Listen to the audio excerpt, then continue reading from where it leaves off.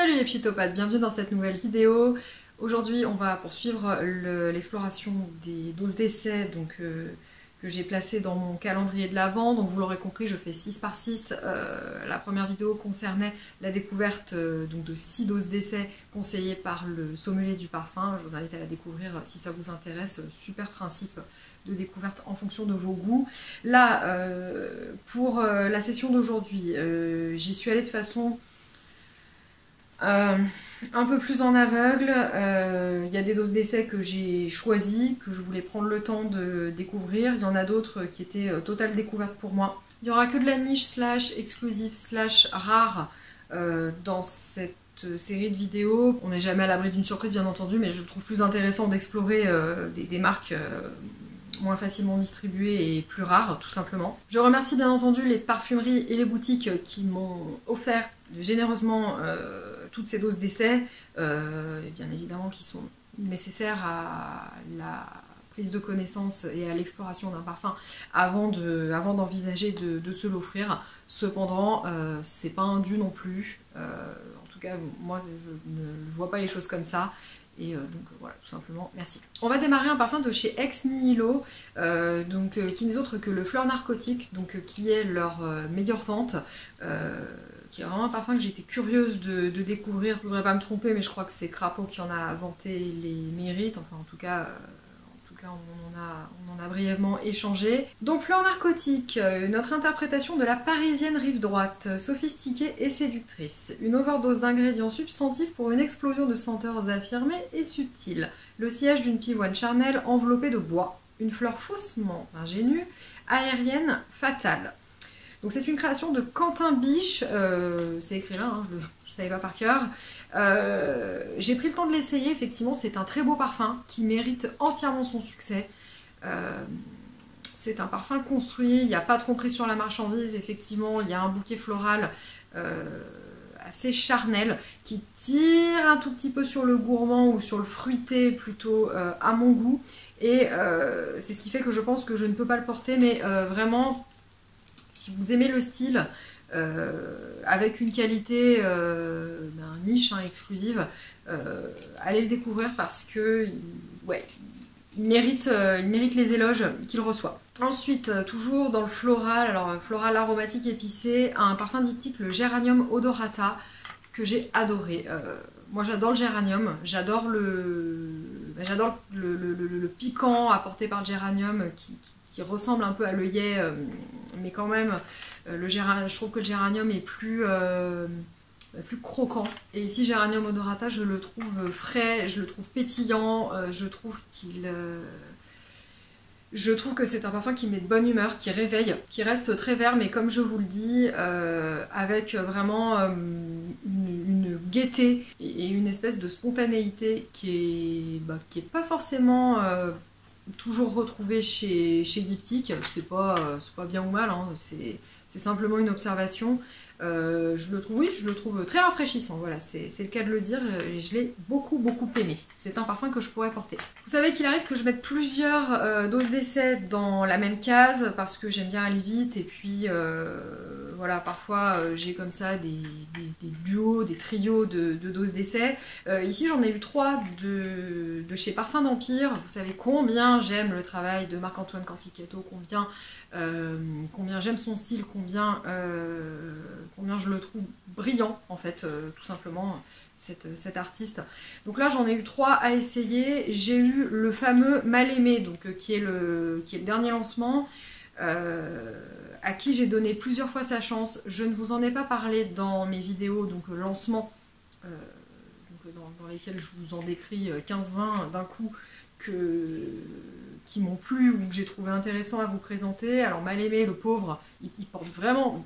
Ah là pour le coup il porte vraiment bien son nom. Je sais qu'il plaît beaucoup, mais je n'arrive pas à comprendre ce parfum. Et c'est là qu'on voit, je trouve, l'esprit de Marc-Antoine Cantichietto. Je pense qu'il savait que celui-ci allait diviser. Alors bon, il s'appelle Mal Aimé surtout parce que le créateur a utilisé des herbes et des fleurs qui sont plutôt considérées comme de mauvaises herbes, vous voyez, donc beaucoup de mauvaises herbes de garrigue, etc. Malgré tout, et même si je détecte que l'iris est assez beau, mais quand même pas mal discret, hein, pas mal confidentiel dans ce parfum, encore une fois à mon goût, j'ai pas...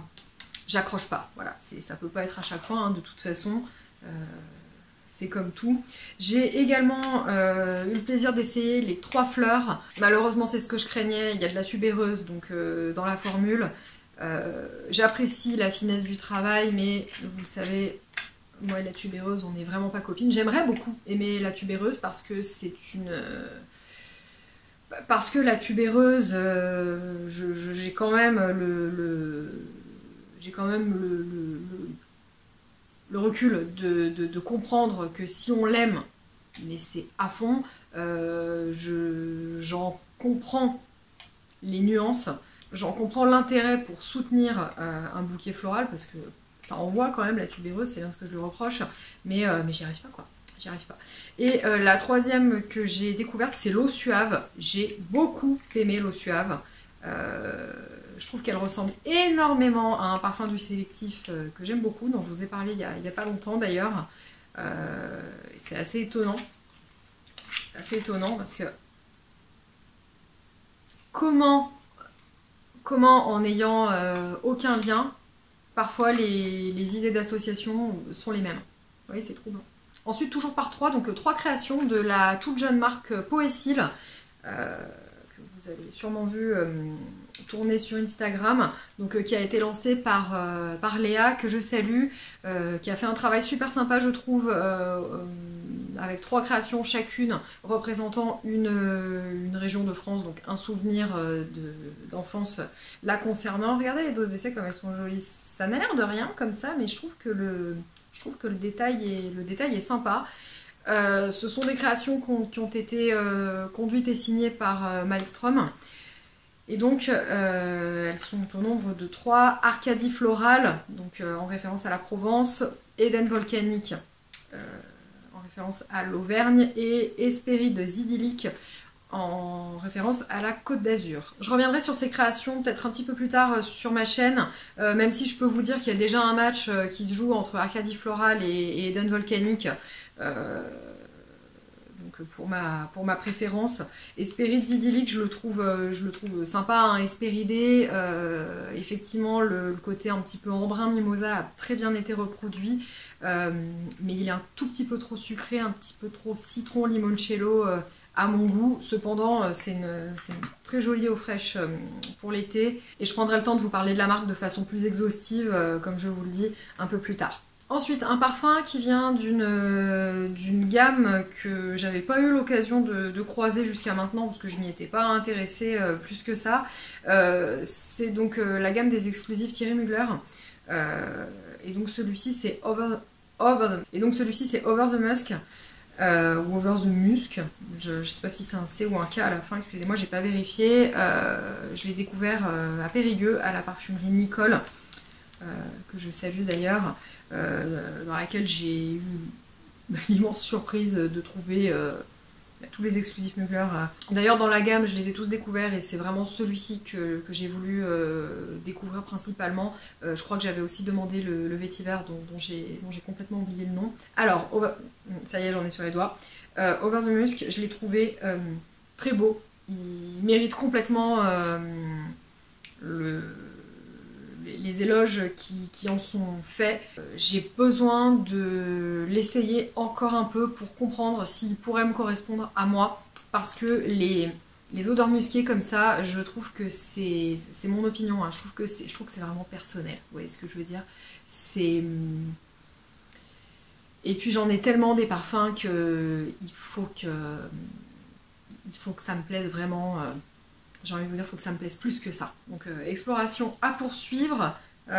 J'ai une nouvelle lubie. L'année dernière, j'ai fait mon exploration orange. Cette année, là, maintenant, c'est la bergamote. Voilà, donc je suis à fond dans mes explorations de bergamote. J'essaye celle de chez The Different Company, qui est la marque de Jean-Claude Héléna et de sa fille Céline Héléna. Je aime beaucoup cette chose. Il n'y a pas une tenue extraordinaire, mais bon, est-ce qu'on en attend parce qu'on en attend mieux d'un agrume comme ça, travaillé de façon pas isolée, mais en tout cas en solinote.